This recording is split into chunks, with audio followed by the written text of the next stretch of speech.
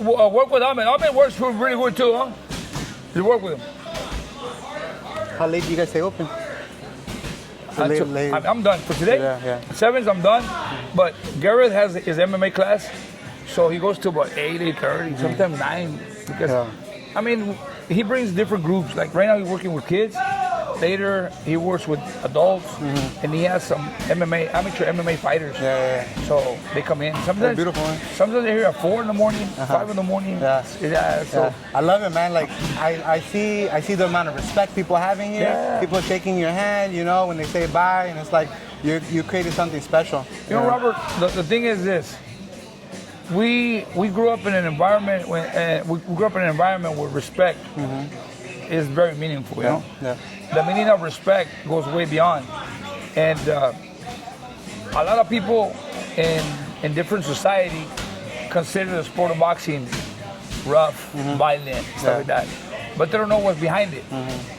What's behind it is respect, discipline, courtesy, hard work, and that comes with everything. That's why kids come in here and they come, hey coach, how you doing? Every kid that walks in this gym, they're taught to say hello to everybody. You know, they come and shake your hand, and if they leave, they'll say bye to everybody.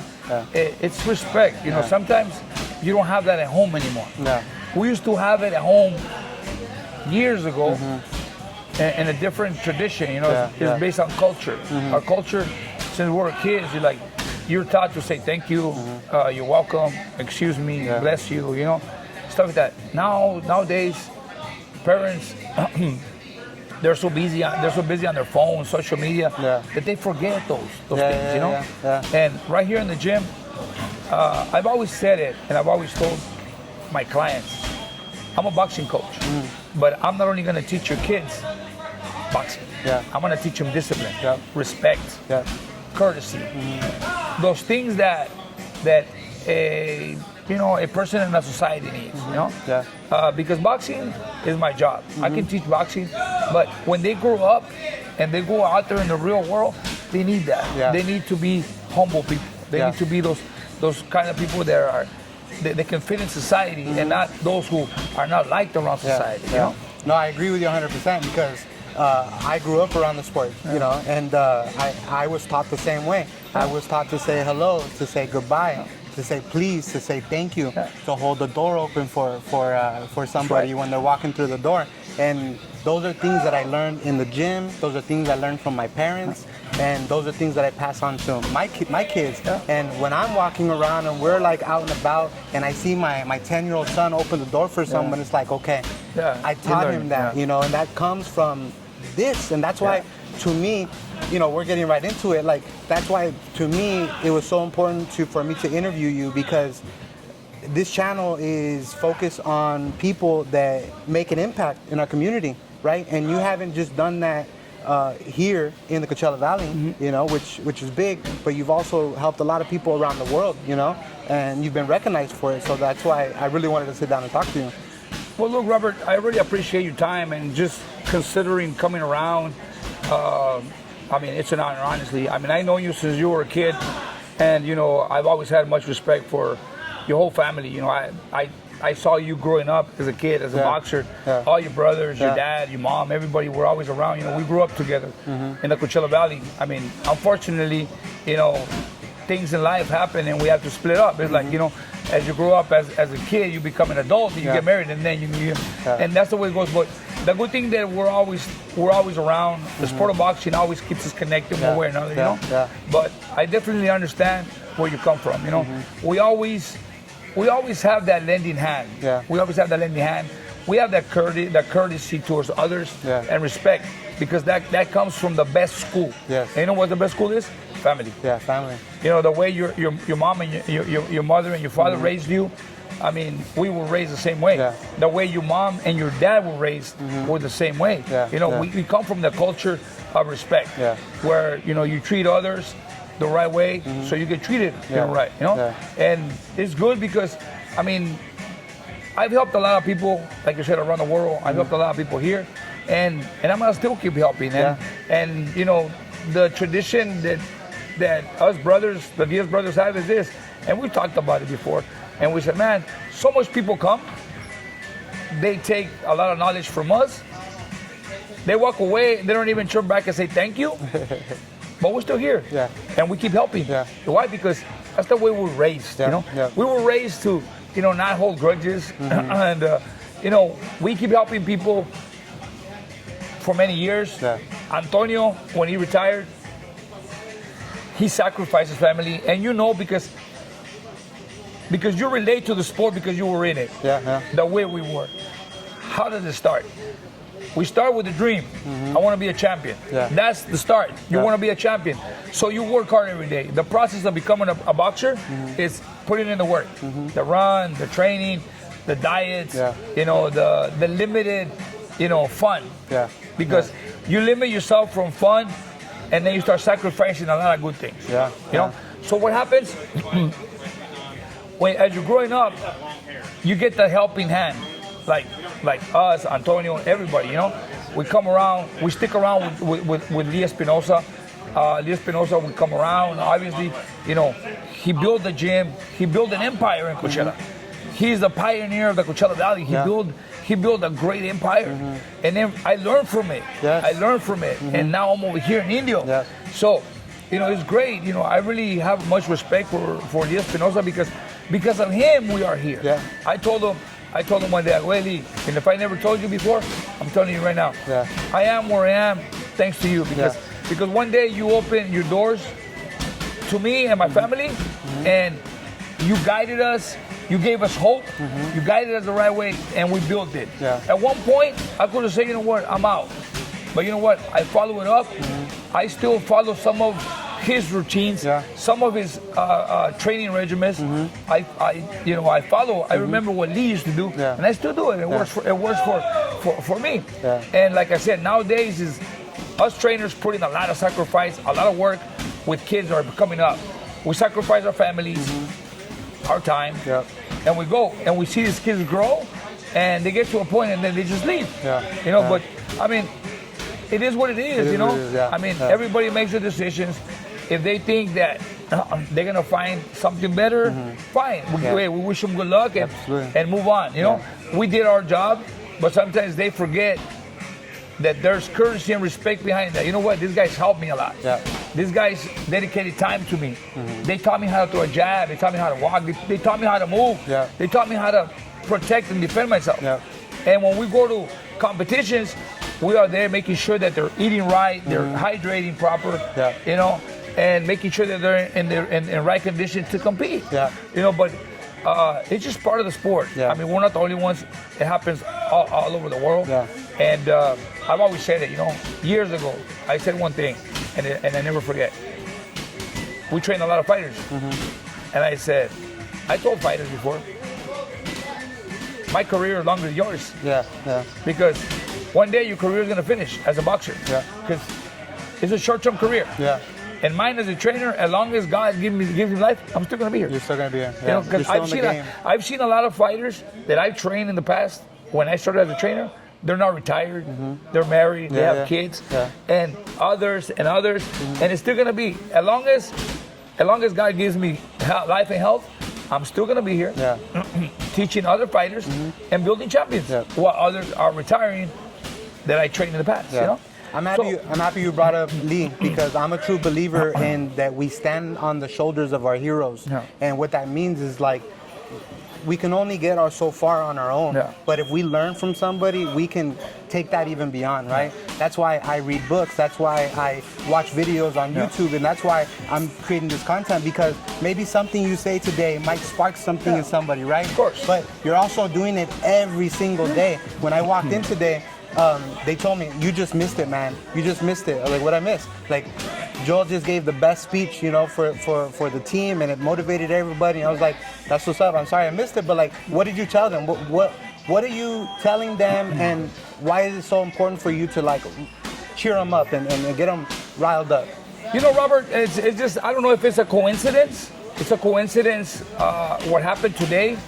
As soon as 2025 was done, 2026 was here, and I said, okay, we have a program. And as the leader of the pack, I always gotta make sure that everything is running right. And for days, I was thinking, you know what? I gotta talk to the team. I gotta talk to the parents. I gotta talk to the coaches. Yeah. So I'm gonna gather everybody together at the beginning of the year, and we're gonna start fresh. And the reason why I thought about this for a few days is because I wanted to keep my program running well. Yeah. And so I gathered everybody over here. I told everybody come around the ring, and I said, hey, parents, kids, come over. And I said, hey, I wanna let everybody know, I want to give everybody thank you for being here. 2025, 2026, I want to wish everybody a happy new year, and let's work. Yeah. I said, first of all, we have a team of kids, and I'm here for the kids. I work with kids for 16, 18 years, Boys and Girls Club, Coachella Boxing Club. I work with so many kids. So my interest is making sure that the kids are getting better, because every kid comes here with a dream, and I want to be able to fulfill every kid's dream. Yeah. And I tell the parents also, as you guys can see, this facility is getting smaller because we're bringing in more kids. Yeah. So I need the space. Yeah. So as a coach, I ask the parents for a favor. Stay over there. Sit over there, bring your kid in here, and wait for your kid over there and let the coaches do their job. My job is to make sure that your kid gets work every day. Yeah. My job is to make sure that every kid leaves with the motivation of coming back tomorrow. Yeah. That's how it's supposed to be. When you train kids, you gotta make them feel well. You have to make them feel special. You gotta make them feel like, man, I'm doing great. Yeah. So dedicate time to a kid. When that kid leaves your gym, he's looking forward to coming back tomorrow. Yeah. Yeah. But if a kid comes to the gym and he's on his own, nobody cares about him, nobody comes around, he's on his own, that kid's gonna get discouraged. Yeah. Yeah. So my job is to walk around the gym, yelling at kids, make sure they're working, because I want them to work. I want them to learn discipline, hard work. Yeah. Another thing I said, parents, when we're in the ring and we have a sparring session, don't come and distract the coaches while they're watching the sparring session, because the coaches need to focus on guiding a kid, on guiding both kids. Yep. In the sparring, telling them what to do right, what he's doing wrong, and guiding them to the sparring. When a parent comes talking about personal problems while sparring session is, the coach is distracted, so he gets his eyes off the sparrings, and things can happen at any given moment. Yeah. I said that's one thing. Another, I don't mind parents coming over watching your kid spar. I don't, because it's your kid. Yeah. But as soon as your kid is over sparring, you want to do a little video spy. Go back over there, because parents are walking around the gym while I got kids running, training, and I need the space. Yeah, yeah. Also, with time, you got to realize that kid has much respect for you as a father. He has respect for me as a coach. Yeah. If the kid's sparring and you're telling him, jab, 1, 2, and the coach is telling him, hey, jab to the body, so the kid is confused, because he wants to please the father because that's his father, and he wants to please the coach because it's the coach. Yeah, yeah. So you put them both ways. So just let the coaches do their job and please, be quiet. Yeah, yeah. So I gave a really good speech. I gave a really good speech to the parents, letting them know that, you're more than welcome to leave the kids here and go home. Because if you really trust the coaches, if you believe in us, the kids are here. We work with kids for many years, and we never had no incidents. Thank God, we've been good with kids. We know how to work with them. Yeah. So we take care of them. We have cameras all over here. We make sure that everything's running well. My wife is in the office. She's always watching the cameras. She has a screen, and the cameras are always running. Yeah. So the speech was basically educational for the parents, and to make our program better, making sure that everything runs well. To me, that's true leadership. Any company, any successful company, any team, any organization, they can't run without true leadership. And leadership has to have boundaries and standards. And sometimes it's uncomfortable to tell people certain things, right? You're talking to the parents of their kids that are getting punched in the face, right? But if you want to grow, you want to get better, you have to follow these rules and follow these standards. There's got to be rules. Yeah. There's got to be rules, because in any given moment, accidents can happen, Robert. It's a boxing gym. Punches are flying left and right in the ring. So also in the facility, we have equipment, and the last thing we want is a kid to get hurt while training. We want to make sure safety's first. Yeah. To me, safety's first. I make sure that a kid comes in here and builds confidence. And I don't want to be that type of coach that that in the future they say, oh, I went to Joel Diaz gym and they put me in with this kid and they beat me up. That's the last thing I want. Yeah. What I want is kids to say, man, I went in there, I had fun. You know, it was nerve-wracking first. You know, I was nervous. But you know what? I like it. I want to do it again. You know what I'm saying? I know you train top-level professional fighters, right? That's where, you know, I mean, you start off as a fighter yourself, but what other programs are available here at your gym? Look, Robert, when I opened this gym, when I opened this facility, I opened it with a really good purpose. And one was for the community. Because the community needs more facilities like this to help in different ways. Self-defense, health, you know, motivation. A lot of people have problems with mental health, stress, depression, stuff like that. And I got clients here, Robert, they came here and they told me, you know what, I have problems in this particular area. And after 2-3 weeks, they're like, man, thank you so much, man. This is a blessing. We have group classes, adults, you know, different ages. I get so happy, Robert, when I see an 85-year-old man walk in. And I make him feel at home. There's a man that comes from Tacoma, Washington. The first year he came in here, this man's 84 years old. He probably weighs like 130 pounds. And he was in there and he goes, hey, what is this about? I told him, I made him feel special. He went back home. He's an American man, a white guy. His name is Bob. Beautiful man. He went back home, told all his friends over there the experience that he had here. He drives his RV, he drives his truck, pulling a trailer. He parks in a trailer park down the street, and he rides his bike here. And he went back and told his friends the great experience he had in the gym. He came back the next year again. You know, during the snow season, he'll come over here. This is his third year. When he came in, we're like, hey, now he knows the fighters. He you know, he socializes with every single of the boxers. Like, hey, this guy, I watch his fight. And he comes in, I'm gonna pay my membership. He goes, nah, you're not gonna pay nothing. Come on, no, you're not gonna come in, Bob. You know, go ahead. A month, you're gonna be here a month, 2 months. Beautiful. He loves it. I got people that they come here with weight problems. I teach them how to lose weight. They're in great shape.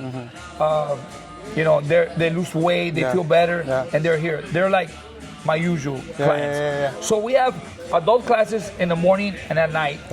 You know, during the day from 10 a.m. To 2 p.m.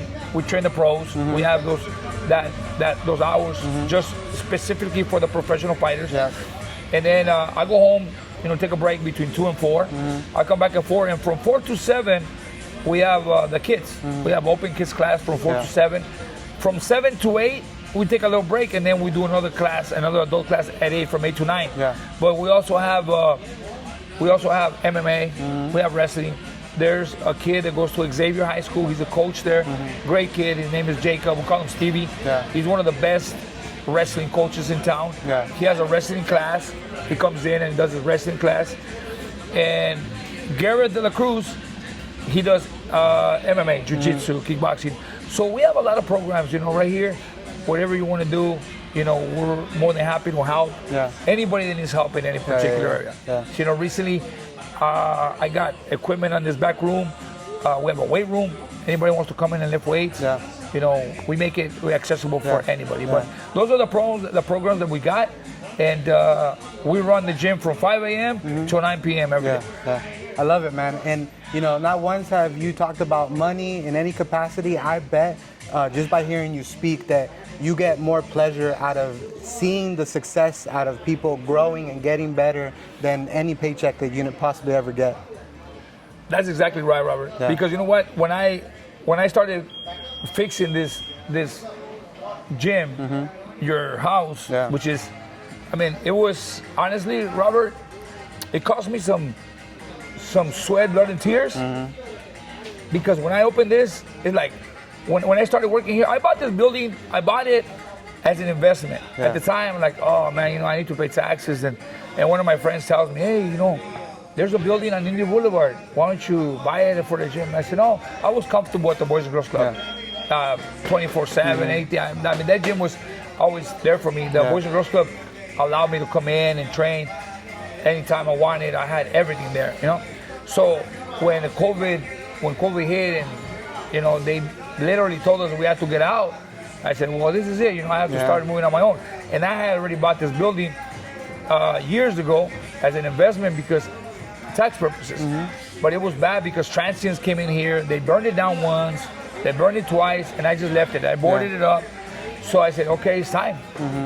And it was 2020 when I would come in here and work. I started demo, and I started putting things together. It was hard because there was no work. It was no work, no money coming in.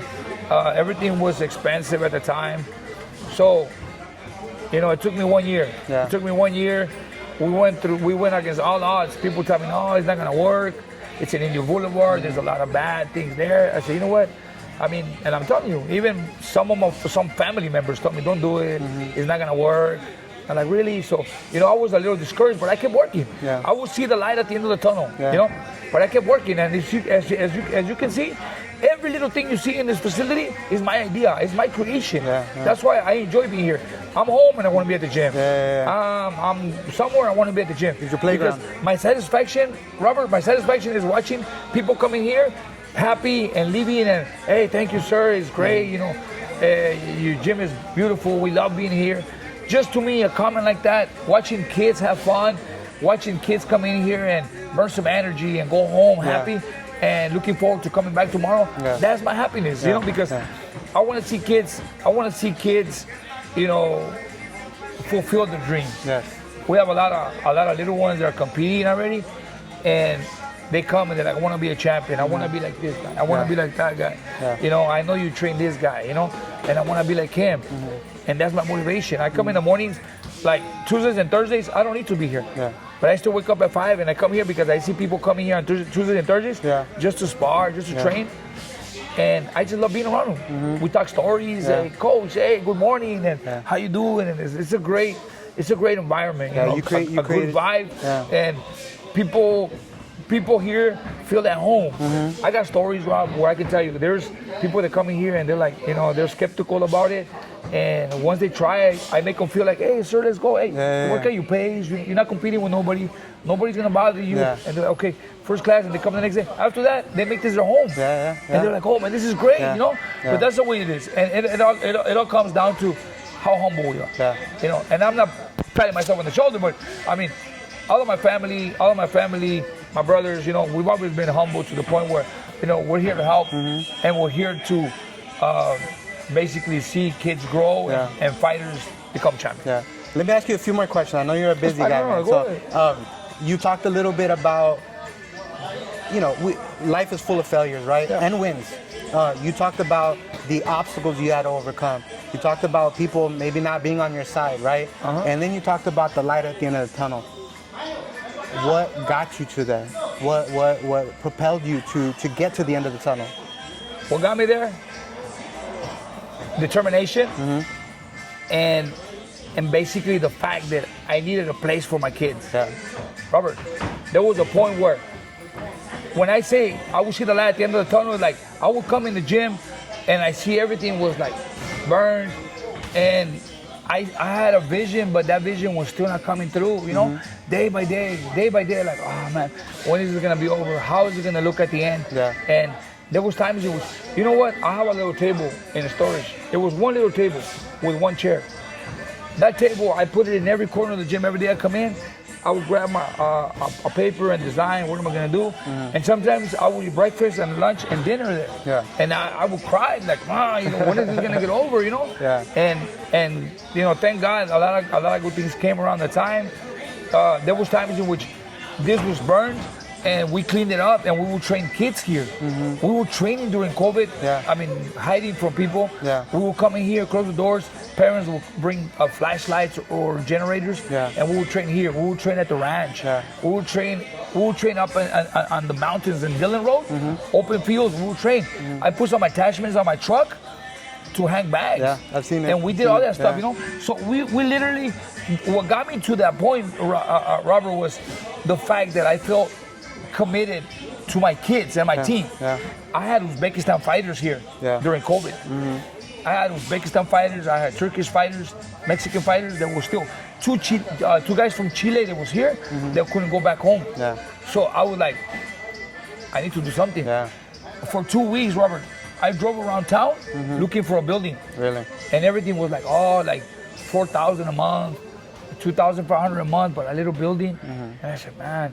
And then I had this building, but it was very, very, very bad. It was hard to see It was what you hard. see today. It was hard to see what you see today because this building was burnt.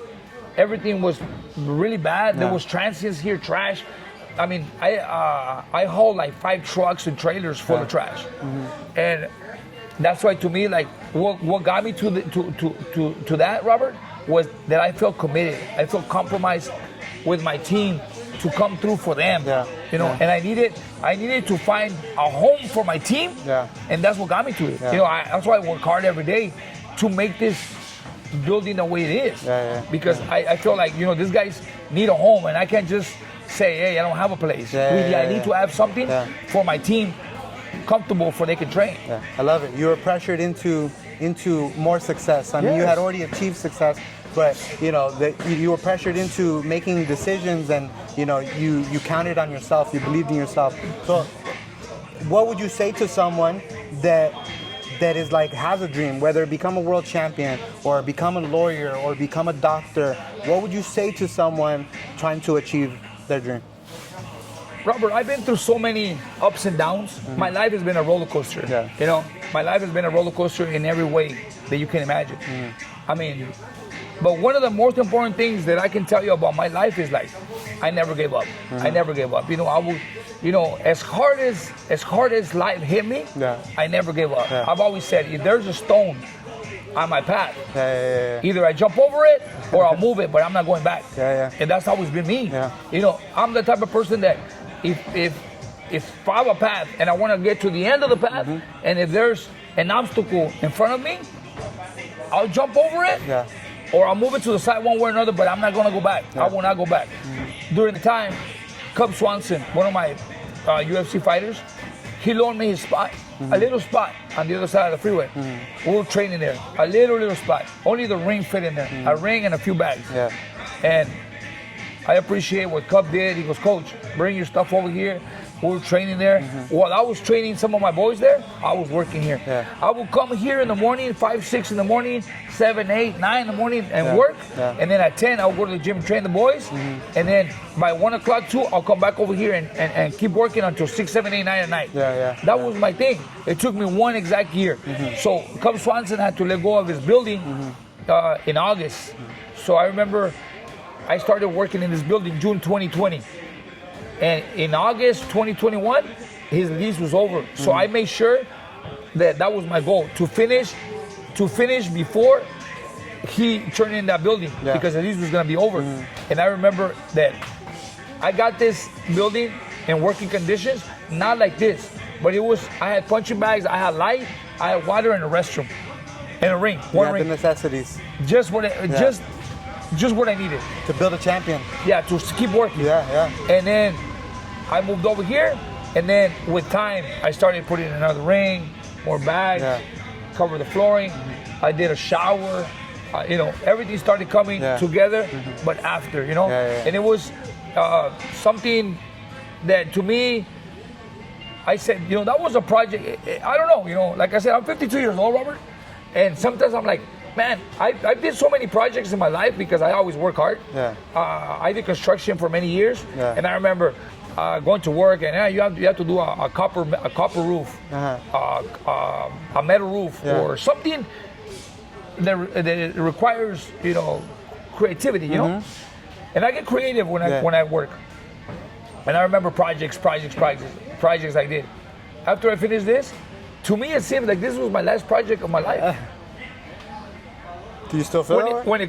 When it comes to construction? Yes. You know, this is, to me, I feel like, man, you know, I think this is the last project of my life, and a successful one.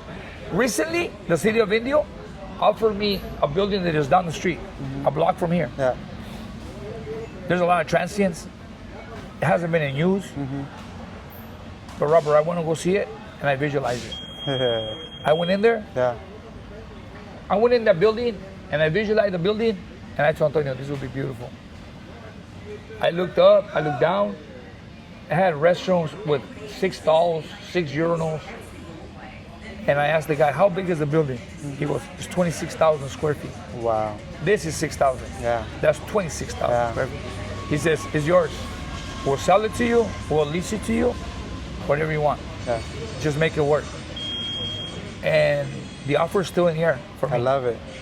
But I'm 52 years old, and I think like, for me to finish a project, I'll probably be like 54, 55. Yeah, yeah.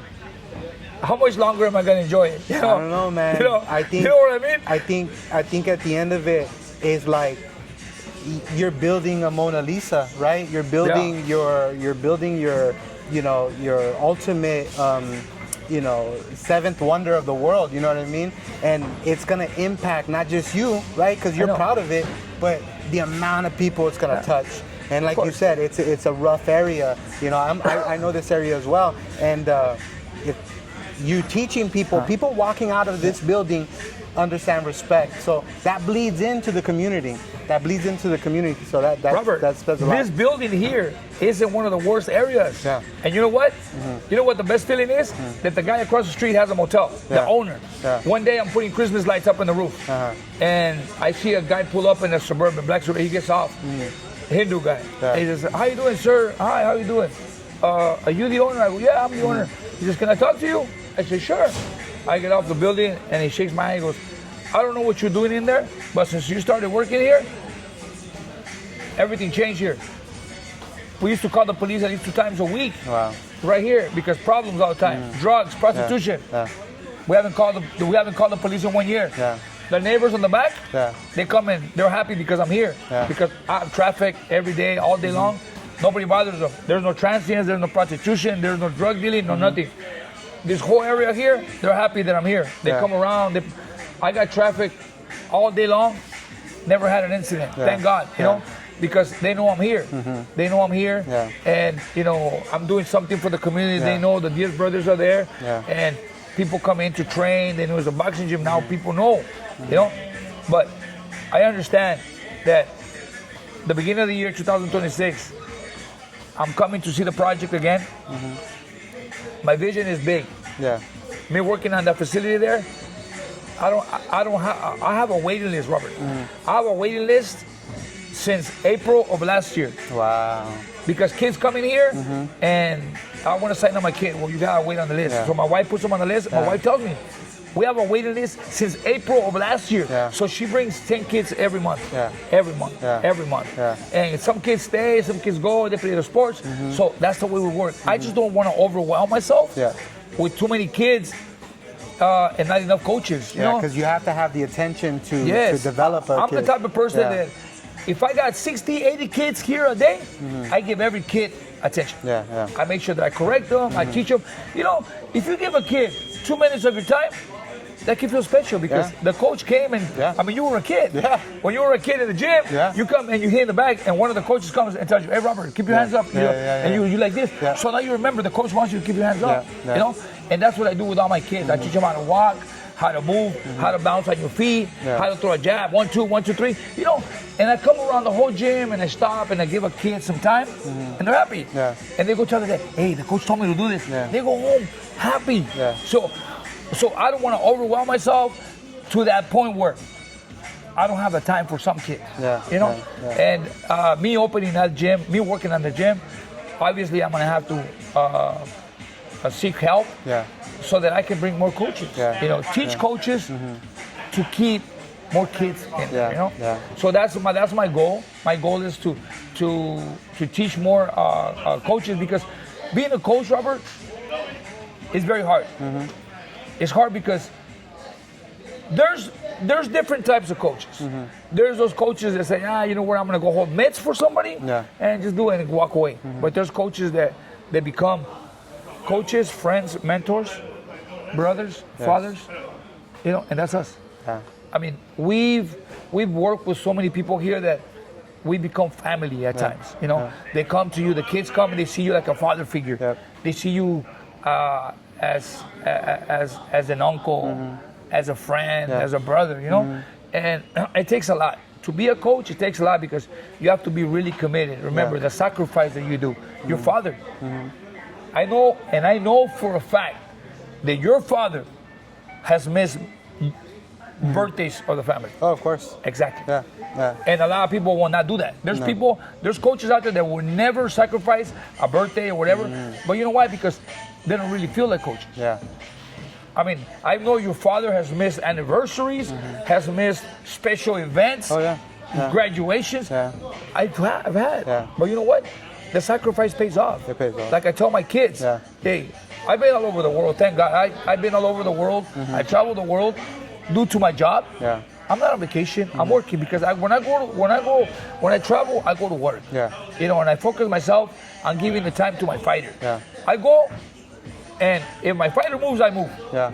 Until the fight's over, I come back and I enjoy. Yeah. It's not like, oh, you're having fun. I'm not. No. I'm working. No. You're on business. You're on a mission. I'm on a mission because there's different types of coaches. Those coaches who go to a fight to Vegas because it's Vegas, and the fighter's by himself, and the coaches are partying. Yeah. They're out and about, sightseeing. Yeah. That's not a coach. No. A real coach is that one that is right next to you, and I've done it. Yeah. Tim Bradley, Julio, Antonio, Abner, all these fighters that I've always trained. When I used to travel with them, if they're in the room, I'm in my room. Yeah. If they're ready to go eat, we go eat together. Yeah. Yeah. If they're gonna go train, we'll go eat. We'll go train together. The only time I have to go out and about is when I know they're already in bed Yeah. and they don't need me. Yeah. So I go, take a little walk Yeah. and come back. Next morning, I'm right there, coach. I'm ready to go running. Let's go running. After that, we go to breakfast, but we're together. There's never a moment where, they're looking for the coach. The coach's not around. Oh, where's the coach? Oh, coach, where are you? Oh, I'm at the mall. Never. No. I'm right there with them. Yeah. A lot of coaches need to learn that because it's your responsibility. Yeah. Your fighter. When you go to an event, when you go to a fight, you're not going on a vacation. No. You're going to work. Yeah. I've seen coaches that go and they're drunk and they're hungover the next day, and the fighter needs them, and it's sad. Yeah. That's what differences coaches. Yeah. Yeah. And you're teaching that commitment. here. That You're commitment. teaching Yeah. that, I teach that. Yeah. Hey, when you go to a fight, like Antonio is really good. Like Antonio, hey, you go with this fighter, I'll catch up to you later. Hey, Antonio is like in the morning, he's the first one up. Yeah. Hey, I'm here. I always tell my fighters when we're at the hotel, hey, champ, I'm on standby, whatever you need. Yeah. So I wake up, hey, what time are we gonna go run? We're gonna go at 9. I wake up at 7. Yeah. And I'm right there just waiting for him to be ready. Yeah. Like, boop, hey, ready? Okay, I'm already down. Yeah. I'll be the first one in the gym waiting for him with my coffee. Let's go. And that's the way it is. It's It's a important. responsibility. It's It a is. responsibility because you are responsible for your fighter. Anything happens to your fighter is your responsibility, and you do things right, everything's gonna be right. Yes. Yeah. And that's the way it goes. Yeah. And the fighter wants they want to know that they're going to be supported. They want to know Definitely. that because they're going to war. At the end of the day, I mean, it's entertainment for a lot of people. To me, when I see boxing, it's art, But at the end of the day, you're going to fight another person, And if you need to have a team with you that's going to support you. And you got to believe in your team. Yes. You got to believe in your team. As a fighter, Yes. As a fighter, your coach is the column. Yeah. If that column crumbles, you crumble. Yeah. That's why it's very important to always. A lot of people have told me, "Man, you cold-blooded." I'm not cold-blooded, bro. It's because I like to motivate my fighter, make them strong mentally. Because if I show weakness, then they feel it. Yeah. But even in the corner, when you're talking to a fighter, don't be like once you start getting nervous, even before the fight, if you show that you're nervous, if you show your fighter that you're nervous, his head might be spinning like, hey, why is the coach nervous? Why is he acting different? Why is he acting different? Is there something I don't know? And then their mind starts spinning. They're not focused on what the job. That's why the it's job very at hand. important. I try to keep fathers away because fathers get real nervous. Yeah. And sometimes being nervous, it affects the fighters, Yeah. And there's a lot to be learned when it comes to boxing. Yeah. So it's very important. Well, it sounds like to me, man, Joel, I can sit here and talk to you Yeah, all we can day talk long, all night. But Yeah. it sounds like you're gonna have a road ahead of you, and you're gonna have some boulders and some rocks that you're gonna have to be I'm gonna turning keep over. moving. And you're gonna keep moving forward, So let me just ask you the last question. Yeah. I'll get out of your hair, and then maybe we problem. can do this again another You can time. do it anytime you want. Because I want to be part. I want to document your journey and what you're doing over there, and how you're helping people. Robert, you can always come to the gym. We can sit down and talk. stories. Yeah, there's a lot of stories. We have a lot of stories. When it comes to boxing, when it comes to growing in this boxing environment, there's so many stories to talk about that will benefit people, and they would feed off of it because it's important. It's more important when you lived it. You know, there's a lot of coaches that they go on internet and they see what works or what doesn't work. You know what works? What you live. Yeah. If you lived it, then you know. Then you know. It's not what it's not what you see. It's different. You can coach somebody by going online and say, hey, well, let me see what's good for this, what's good for that. You know what's the best thing is living it. Experience. That's why I always tell people, you come in here and you come in here and live a little bit of what the fighters go through. Yeah. When you go see them fight live, you appreciate them more. Absolutely. Because you know the sacrifice, work they put in. Yes. It's not like, if you never go to a gym, and if you never come around the fighters, then when you go see them fight, you know what happens. You will turn on the TV and then you're done. Yeah, it's barbaric. Yeah, barbaric, you can't appreciate what you're watching. Yeah, exactly. Yeah, but you're teaching art, man. And I appreciate what you're doing. My final question I ask all of my guests: give me one hidden gem here in the Coachella Valley. One hidden gem? Yeah. You're talking about fighters? A hidden gem, like a spot that people may not know about. It could be your place or somewhere in the Coachella Valley that people should visit. Oh man, hidden gems here in the Coachella Valley, there's a lot. Yeah. A lot that people don't know about. Honestly, to me, a hidden gem will be in La Quinta, in downtown La Quinta, or Old Town La Quinta. Okay. That's a place where you can go and have a good time, relax, have dinner, have whatever you want, and just enjoy it. To me, La Quinta, Old Town La Quinta is one of the best spots in the Coachella Valley. I love it. Joel, thank you. brother, thank you so Pleasure, much. brother. All right. Pleasure. Pleasure was all mine, man. Thank you so much. No,